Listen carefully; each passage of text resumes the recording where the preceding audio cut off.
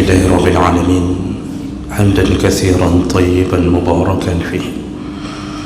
أشهد أن لا إله إلا الله وحده لا شريك له وأشهد أن محمدا عبده ورسوله الكريم. اللهم صل وسلم على نبينا المصطفى محمد وعلى آله وأصحابه أجمعين. أما بعد،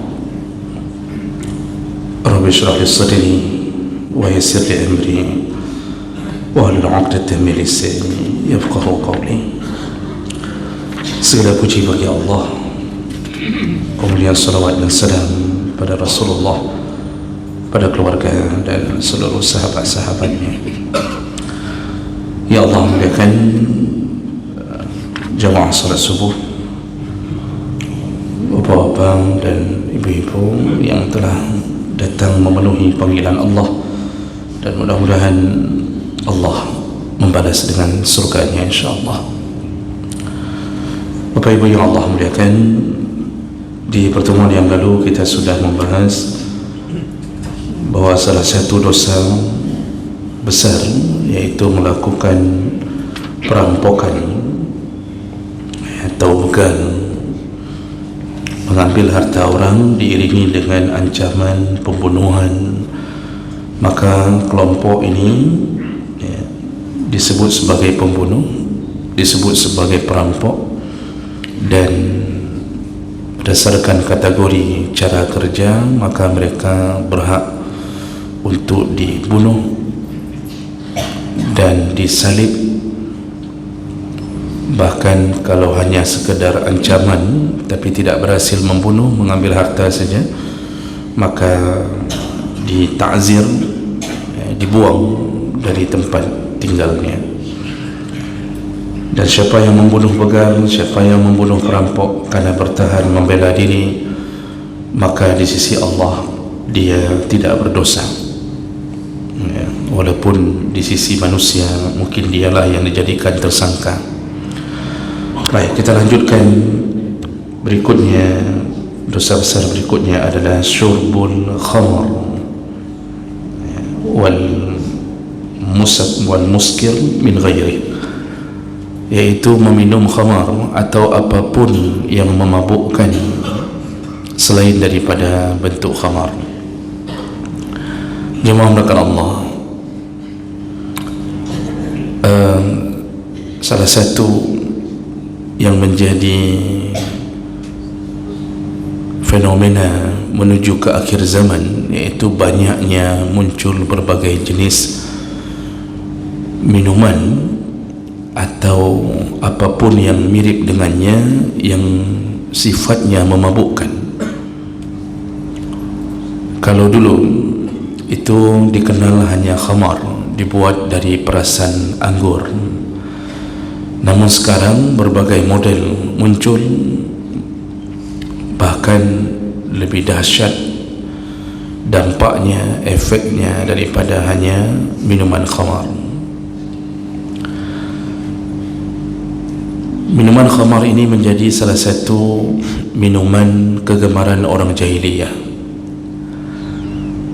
Maka Allah Subhanahu wa ta'ala tidak mengharamkannya dengan sekali vonis, tapi Allah mengharamkannya sampai 3 kali, turunkan wahyu untuk membuat mereka bisa menjauhkan diri dari khamar. Karena kalau diturunkan oleh Allah satu ayat langsung mengharamkan khamar, maka dipastikan orang-orang jahiliyah tidak bisa menerima Islam, karena mereka menjadikan khamar sebagai minuman hari-hari. Jadi kalau diharamkan langsung, mereka akan menolak untuk masuk Islam. Itu sama seperti mengharamkan orang Aceh minum kopi. Jadi Allah Subhanahu wa ta'ala mengatakan pertama sekali bahawa di dalam minuman khamar itu ada manfaat, ada mudarat. Namun mudaratnya lebih banyak. Itu perkataan Allah. Lalu kemudian diturunkan lagi ayat, boleh mabuk, boleh minum, tapi jangan dekati salat. Artinya kalau engkau mau solat, ya jangan mabuk lagi. Silakan mabuk di waktu-waktu yang tidak dekat dengan solat. Maka para sahabat yang belum membuang khamar karena belum ada keharaman mutlak, mereka mabuknya setelah solat maghrib, setelah solat isya, karena jauh dengan waktu subuh. Jadi dari waktu-waktu yang dekat mereka tidak berani mabuk, karena Allah mengatakan tidak sah salat wa antum sukara. Jangan dekat dengan salat, dan tidak sah kalau engkau salat dalam keadaan mabuk. Lalu kemudian setelah mereka terbiasa meninggalkan sedikit-sedikit mendekati salat, barulah Allah turunkan innamal khamru wal maisiru wal ansab wal azlam rijsun min amali syaitan. Di situ baru Allah vonis langsung bahawa sesungguhnya khamar, judi, mempersembahkan hewan kurban untuk berhala, kemudian wal azlam, mengundi nasib dengan anak panah, rijsun min amali syaitan, semua itu adalah perbuatan rijis, perbuatan keji yang menjadi bahagian daripada amalan syaitan. Dan di sini Allah telah menegaskan sejak saat itu khamar itu diharamkan.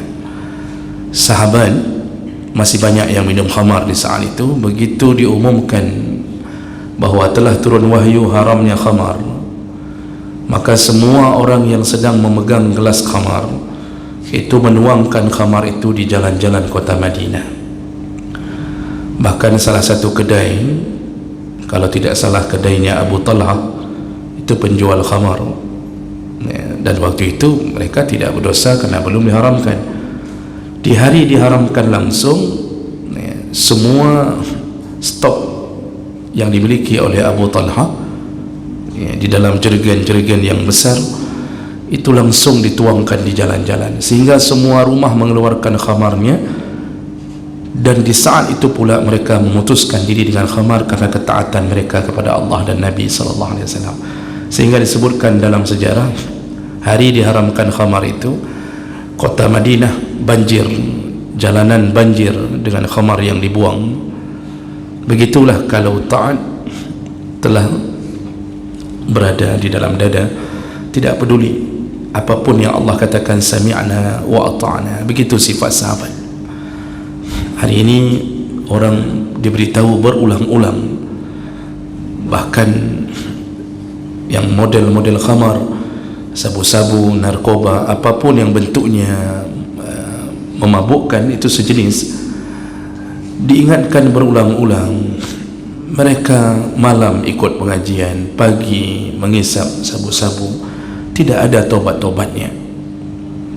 Jauh sekali dengan rasa taat dari para sahabat di masa Nabi SAW. Dan inilah yang membuat orang kadang-kadang tidak yakin, dirinya sendiri pun tidak yakin apakah dia akan mati dalam keadaan taubat atau dia mati dalam keadaan meneruskan kehidupannya di dalam dunia khamar atau sabu-sabu.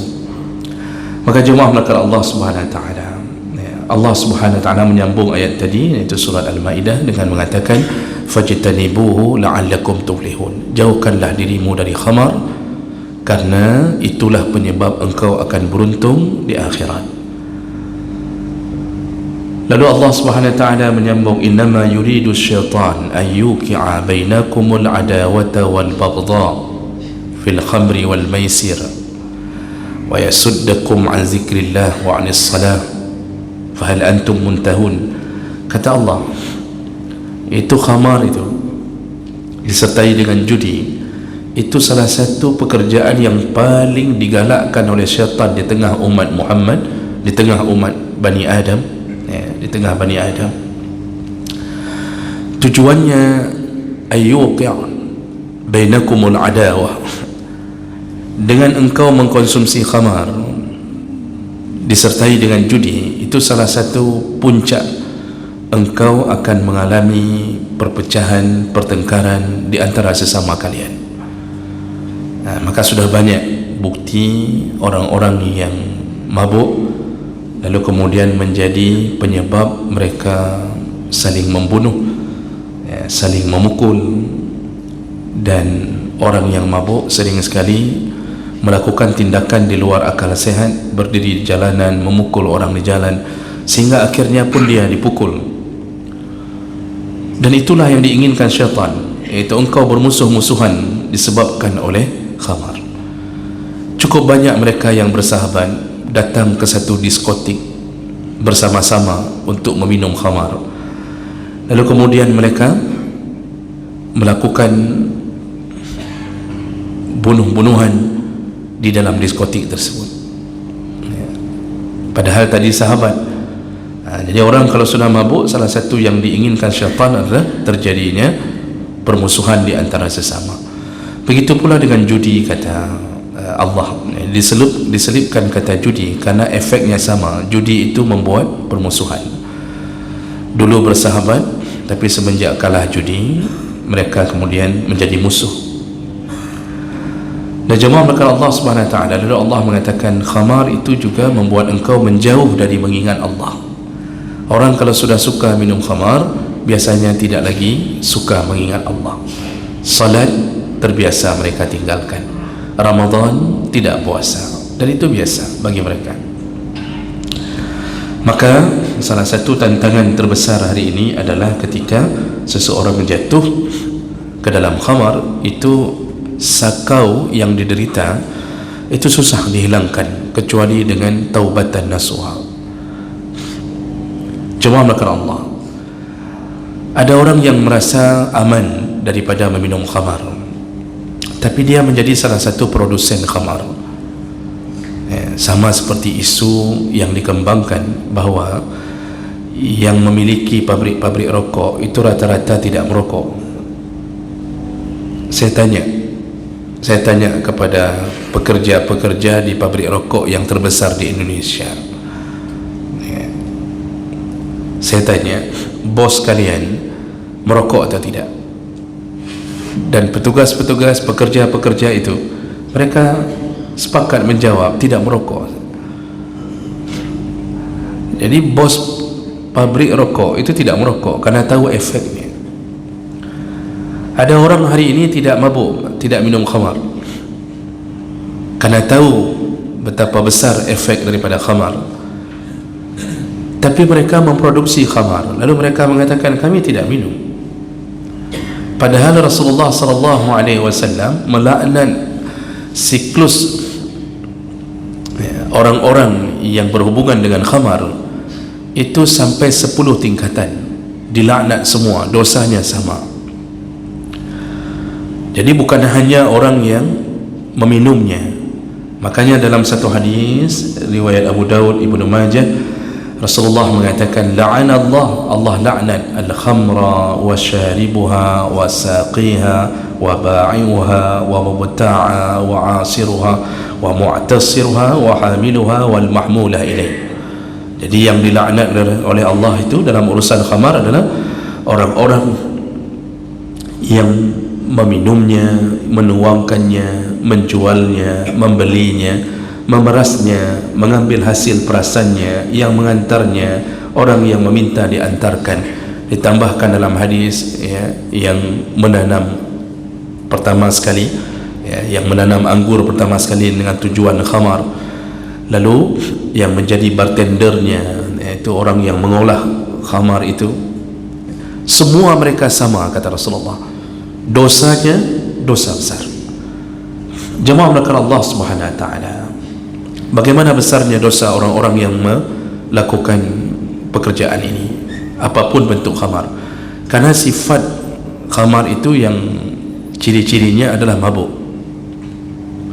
dan mabuknya tingkatannya bukan mabuk mumang. Jadi bukan mabuk kata orang Aceh mumang, karena kalau makan sirih terlalu banyak itu mumang, bukan mabuk.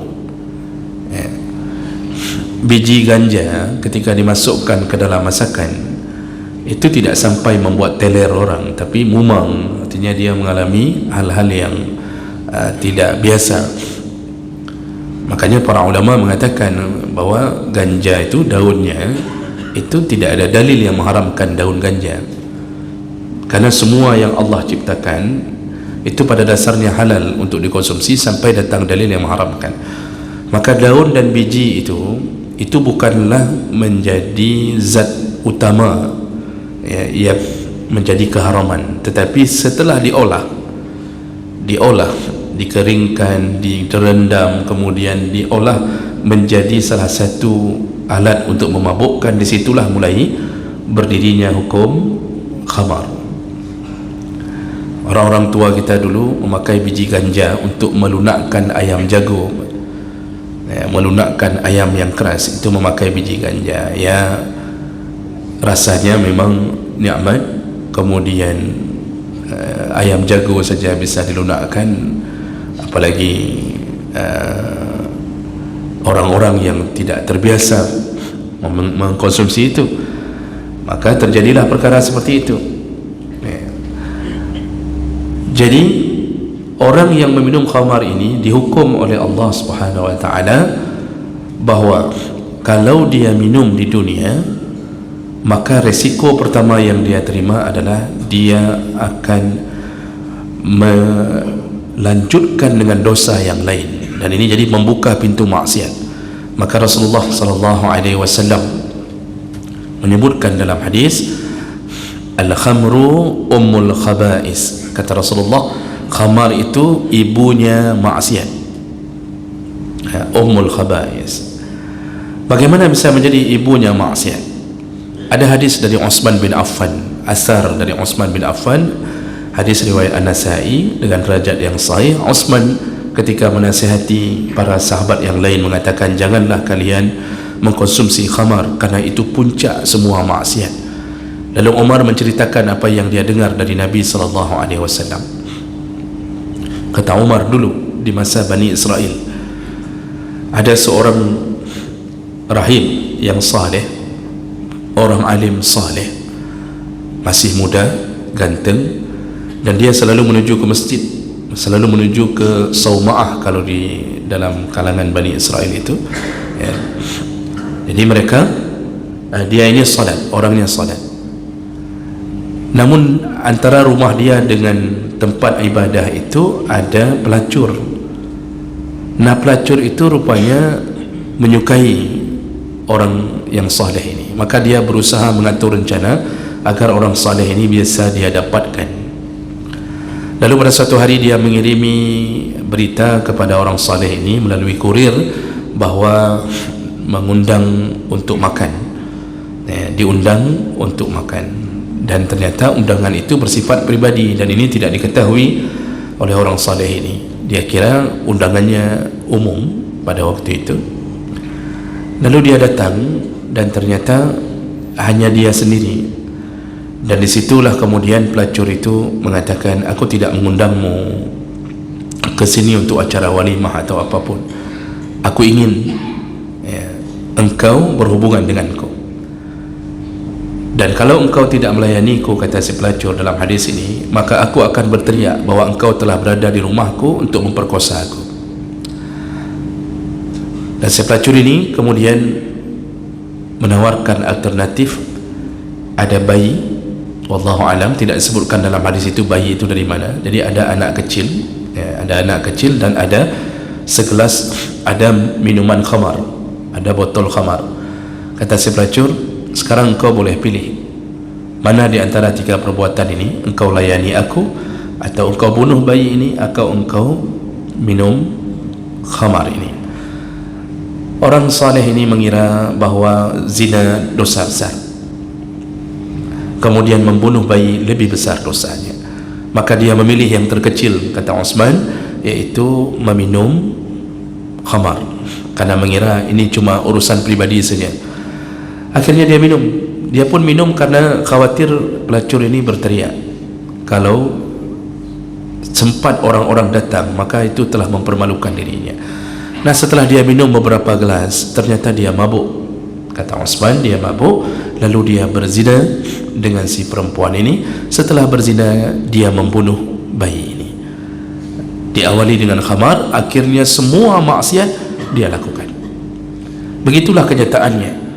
Maka semua yang ahli sabu-sabu hari ini, coba lihat, memang cuma ngisap saja, tapi apa yang terjadi? Mereka mencuri demi mendapatkan barang baru dari sabu-sabu. Lihat, semua para pencuri itu diawali dengan sabe. Makanya coba rata-rata itu ketika ditangkap tukang konsumen sabu semua itu, karena sudah tidak ada lagi harta, mencuri, lalu mulai merampok, diiringi dengan ancaman pembunuhan, membegal. Maka para begal-begal pun menghabisi nyawa orang, itu dasarnya hanya untuk mendapatkan barang yang baru.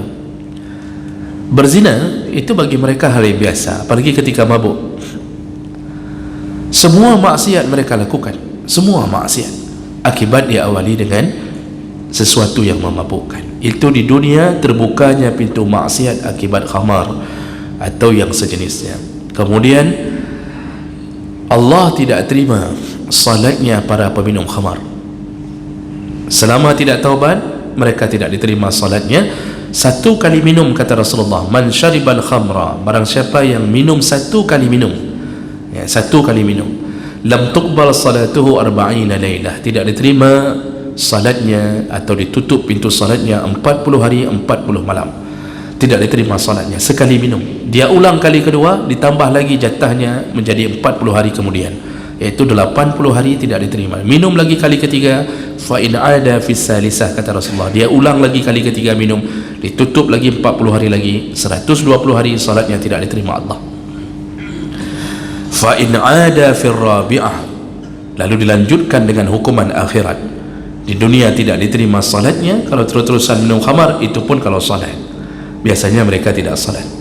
Dan hukuman akhiratnya ditambah oleh Nabi dalam dengan hadis yang sama, kalau mereka ulang kali keempat. Jadi ukurannya kali keempat, bukan kali ke 1000, bukan kali ke 2000. Kali keempat minum khamar, kali keempat mengkonsumsi sabu-sabu, tidak ada rencana taubat, maka Rasulullah mengatakan, wallazi nafsi biyadihi, demi jiwaku di tangan Allah, ini sumpah Nabi, la yasrabanna min tinatil khabal, kalau mereka mati dalam keadaan tidak taubat, nanti mereka disiksa oleh Allah di neraka, yaitu dengan cara selain dibakar, mereka diminumkan tinatul khabal. Lalu sahabat bertanya, ma hiya tinatul khabal ya Rasulullah, apa itu tinatul khabal ya Rasulullah, kami tidak pernah mendengarnya. Ya, tentu Rasulullah memakai istilah yang digunakan oleh para malaikat untuk metode siksa.